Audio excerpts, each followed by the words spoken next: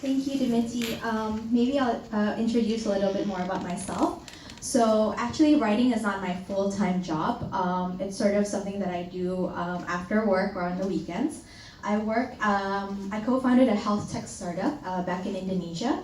So today the talk will be more about my newest series, which you can see on the table. There's about 8 books. And it's called I Am Me series, and it was created for Indonesian girls.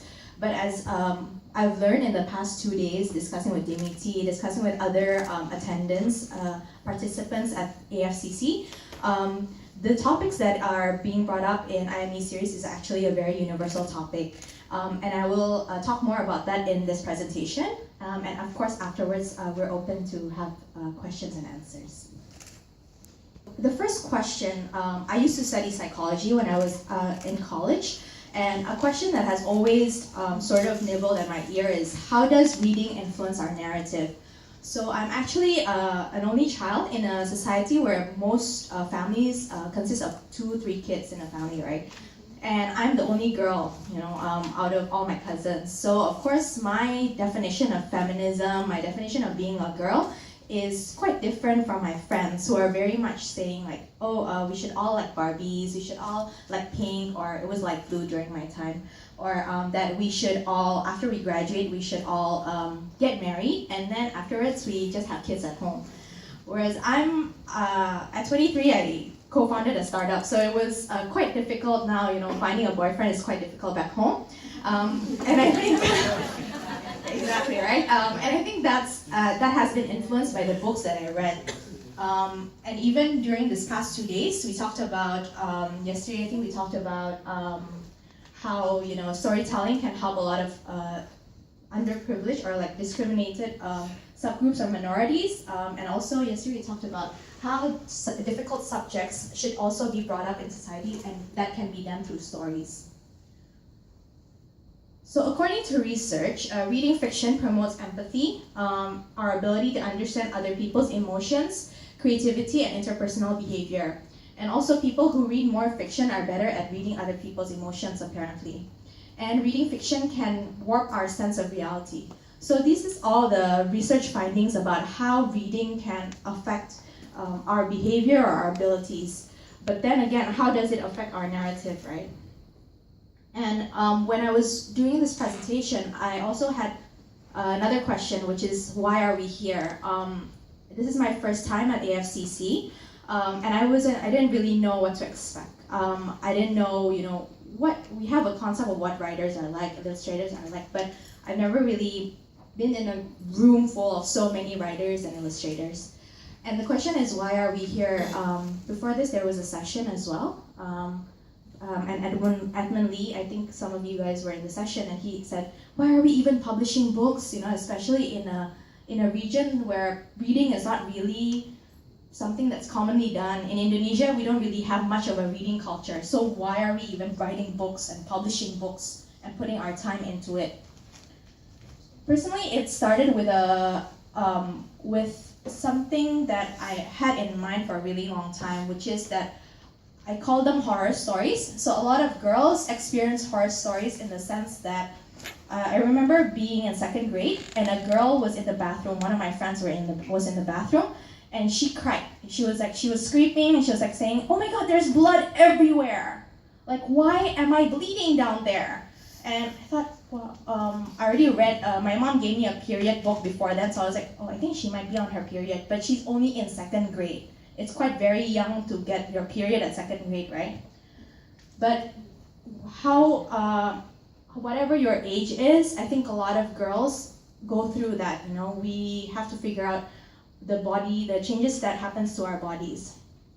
So of course, the process happened during ideation, like this whole process, and I would say that it basically consists of 6 things. And as you can see, maybe during this conference, I also saw how people went through different methods to create their stories. Mine is a very much, I would say, like a tech startup type of approach, which is A/B testing, which is getting a lot of surveys done, talking to our customers, how we call it in the startup scene, right? So the same thing, we have ideation, then finding the right collaborators, which are the illustrators in my case. So unlike most writers, I believe, I engage with illustrators directly before I even had a publisher in mind. And then understanding the readers. So I had some stories, some topics that I wanted to discuss, but of course I had to test it out because in Indonesia, I would say that not a lot of people talk about their periods, not about a lot of people talk about like what bra size they wear, or you know, how it hurts sometimes when you're wearing your bra. So I thought, okay, is it possible to talk about something so sensitive in such a conservative market? And then writing the story itself, creating a protagonist, which is another challenge because Indonesia is such a diverse country, and I'll talk about that more later.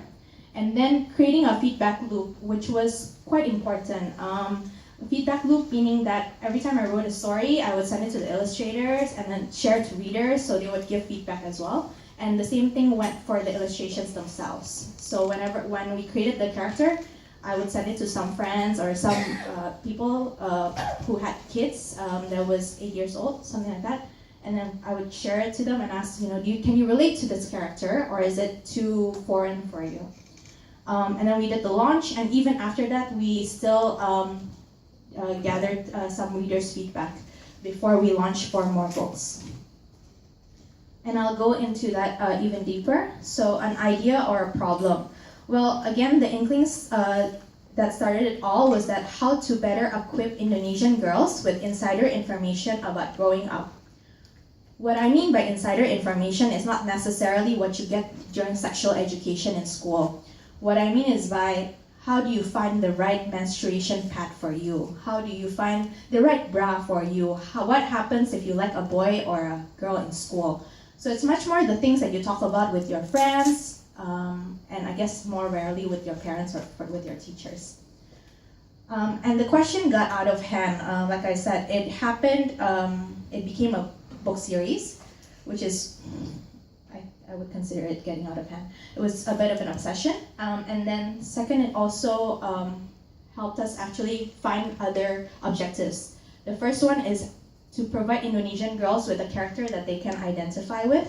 Because in Indonesia, there are some characters available, namely, for instance, a very popular one is kancil, which is a mouse deer, but it's not necessarily a person. So it was how do we create characters that girls can identify with, especially during contemporary times. And then to open the discussion on the confusing experience of growing up, body image, and identity. And then third is to give opportunity to illustrators in Indonesia, because I was speaking to several way before we did this project, and a lot of times they said they would work at agencies where they would not have the opportunity to necessarily show or present their style of illustrations. Next was finding the right collaborators. I would say the project really kicked off once I engaged with illustrators. Before then, I could always procrastinate, right? I would say, oh yeah, I have a meeting, I have this, I have that, I have work, oh, cannot write. But once I already met the illustrators, engaged with them, there was really no turning back because all of them are below the ages of 22, and most of them were still in school when we did this. We started, our first meeting was, I believe, in June 2016. So most of them were still either in school or they were graduating. And it was their first project, you know, in the published project. So they kept on asking me like, oh, Kak, like how far have you gone? Where's the story and all that? So I think it really helped having the right collaborators who can really push you, you know, to do your work. And then also to have collaborators that give input, because there's so much subjectivity when you're doing this type of work. Third is understanding the readers. Like I said, I engage with, you know, whether it's little kids or teachers and also moms to talk about what type, you know, what do you think about a character? What do you think about a story? How can we better write, you know, present the topics at hand? And what are the little snippets from their actual lives, from their actual experiences that we can also use in the story to make it much more relatable.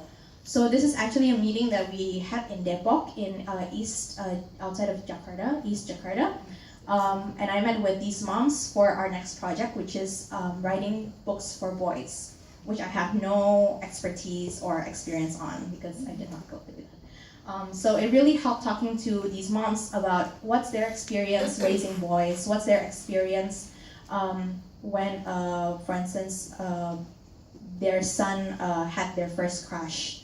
What messages do they want to teach their young boys and things like that. So I found that understanding the readers and engaging with them throughout the process was very important. And then the writing the story itself. So as you can see, all the 8 books, they sort of span through this timeline where first it starts with puberty, like armpit hair, then you have your first period, then you have your first bra, maybe you have your crush, and then you go online. Nowadays, a lot of kids go online very early, even in grade school. And then the last thing is the real world, like your aspirations, what type of job do you want to do, what type of school do you want to go to.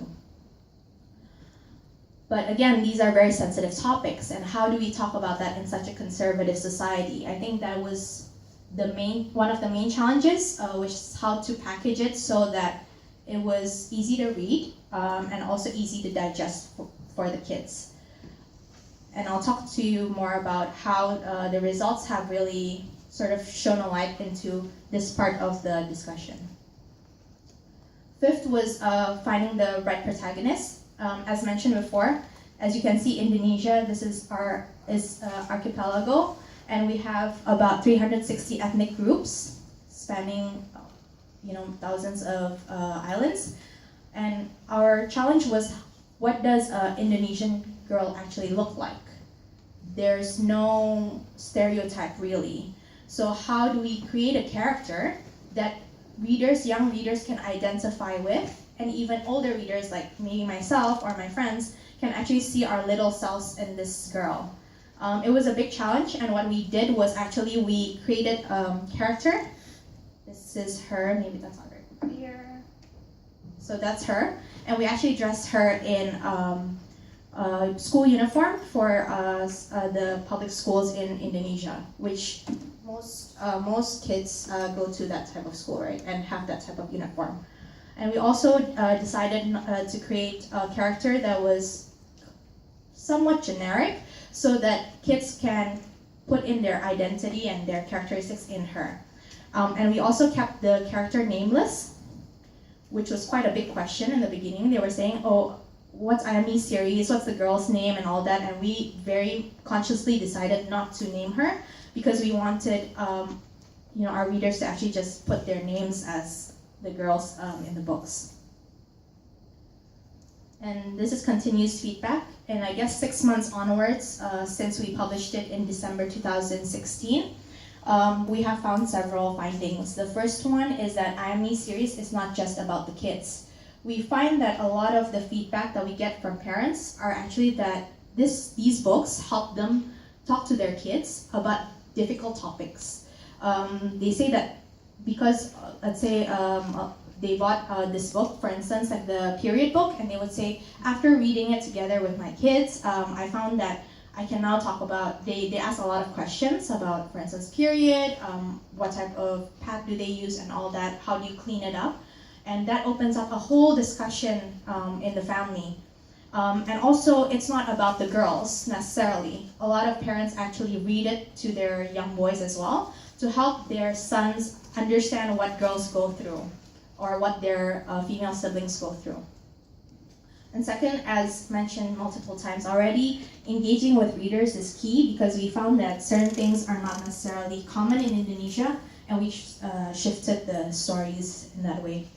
And then third, a lot of people have asked me, like, should this be a movement whereby, should we extend the series into something else? Should it push for a reading movement in Indonesia? And I haven't really decided that yet. So, but it's interesting to get these questions from our readers. And lastly, how does our work shape our readers? I think that's a question that a lot of us have to ask ourselves as creators, as writers, as illustrators, or even as publishers. When I started this project, thankfully enough, I did not go so deep. I didn't think about, how does these books, how will they change girl A or a certain reader, because I think, but during the process, talking to all the illustrators, talking to the readers, I really realized that, oh, you know, we have to be very careful and we have to be very thoughtful when we're creating these contents, because they can really shape, you know, how a girl actually sees herself when they're going through hard times such as, or growing pains, like for instance, during puberty. So I'm very happy that a lot of readers have come up to me like and said, oh, you know, I'm glad that you talked about the period, because now I can really talk about it with my friends. Oh, apparently it's not something that PMS, or you know, the cramps, menstrual pain, is not something that I'm the only one who suffers from that. Oh, a lot of people also go through that. So I found that so far I'm pretty happy with the results. And lastly, what about the boys? So even from the beginning, when we launched the book, a lot of parents asked, what about the boys? Like, you know, are you gonna write a book about boys? And my first reaction was, I'm a girl, I didn't go through what boys went through. I don't know, you know, what's a wet dream? Do you pee or what happens, you know? And so now so since December, I've been working on this, and it's been quite a challenge. So we've started talking to moms, talking to little boys again about their experiences, and hopefully it's still in the works, so hopefully it'll launch sometime this year. Thank you, and if you want to keep in touch, you can just email me here, and if you have any questions, feel free to ask. Maybe you can just say your name and then ask your question.